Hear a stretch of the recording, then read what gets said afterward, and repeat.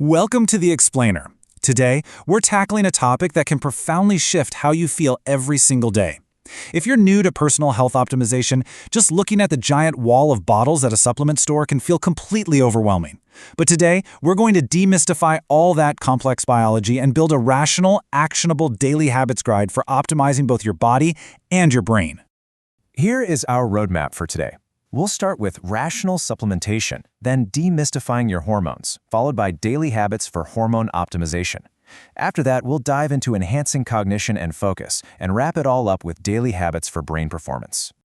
All right, part 1, rational supplementation, bridging the gap in your diet. So, as a beginner, you might be wondering, why do we even need supplements if we eat a pretty decent diet? Well, true health optimization actually requires specific, targeted compounds that are simply not found in your everyday meals in high enough concentrations to have a real effect. We use these tools rationally to unlock very specific benefits. We're talking profoundly enhanced sleep, elevated hormone function, and laser-like focus.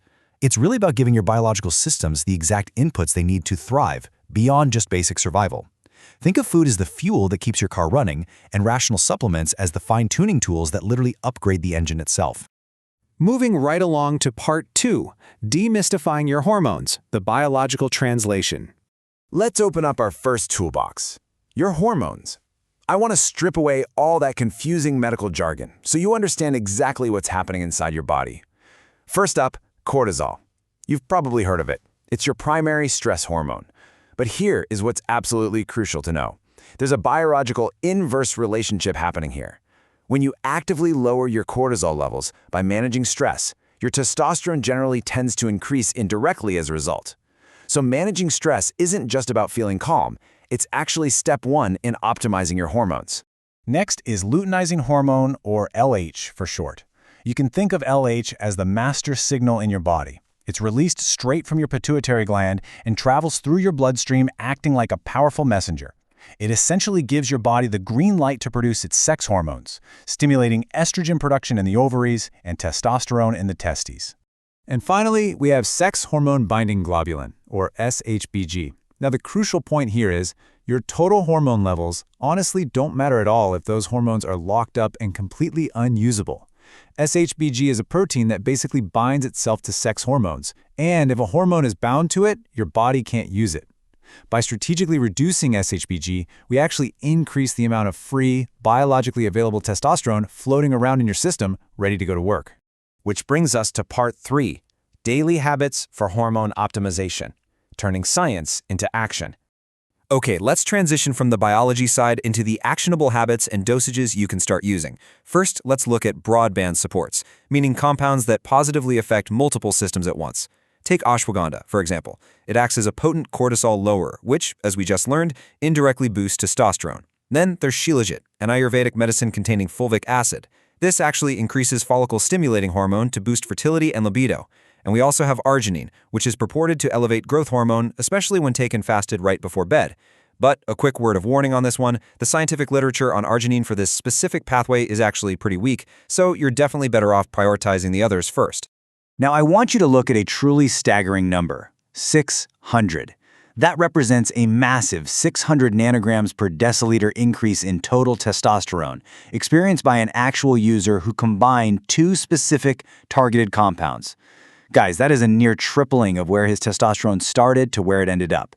It's just a dramatic, real-world illustration of exactly what targeted biological optimization can achieve.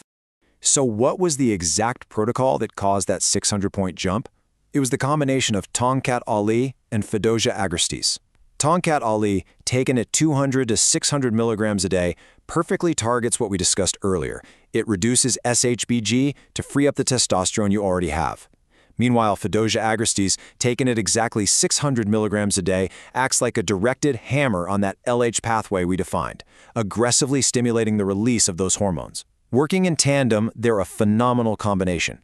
But listen, with great power comes responsibility. Because Fedosia acts as such a heavy, directed hammer on your hormone pathways, you absolutely must stick to a safe timeline and cycle it. Please hear this warning.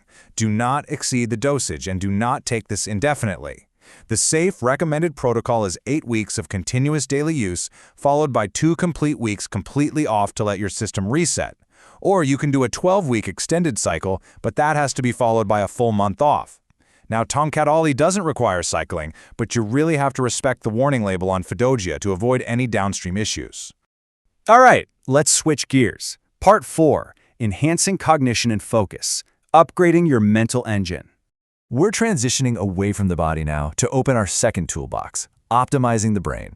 For beginners, it's really vital to draw a clear line between two very different approaches to mental performance. Item 1 is stimulant-based focus, like caffeine. This relies on the blunt force of just jacking up your overall alertness and energy. Item 2, on the other hand, is neurotransmitter-based focus, like Alpha-GPC. This is a much more targeted flavor of focus. It increases your mental sharpness and dial in, but completely avoids those awful jittery feelings of overstimulation. And that leads us perfectly into Part 5, Daily Habits for Brain Performance, Practical Protocols for Focus. Let's break down the optimal daily habit for the stimulant you already know and love, caffeine.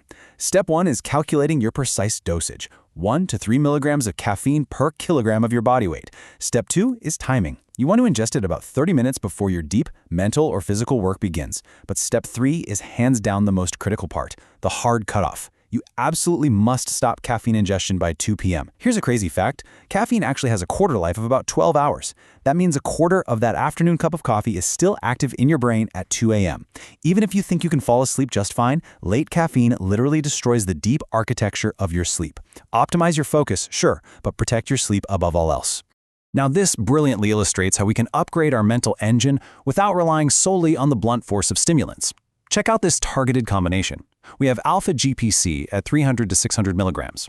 This acts as a choline donor for the acetylcholine pathway, giving you sharp focus that lasts for a good 4 to 6 hours. Then you combine that with 500 to 1,000 milligrams of L-Tyrosine, which is a dopamine precursor. By mixing cholinergic and dopaminergic stimulation like this, you unlock this heightened, pristine level of focus for your work, completely bypassing the jittery crash of caffeine. Finally, for any of this to actually work, we need a rock-solid biological foundation. Enter omega-3 essential fatty acids. The exact protocol here is 1 to 3 grams of EPA daily, taken either through fish oil capsules or in liquid form. This right here is the ultimate foundational daily habit. It enhances your baseline focus and cognitive ability, improves your mood, has been demonstrated to offset depression, and beautifully supports your entire cardiovascular and metabolic function. It basically ties the health of your brain and your body together perfectly, ensuring you have the baseline health to handle everything else we've talked about today. Which brings us to our final point. Now that you understand the underlying biological mechanisms and have these rational daily protocols right in your hands, I have a challenge for you.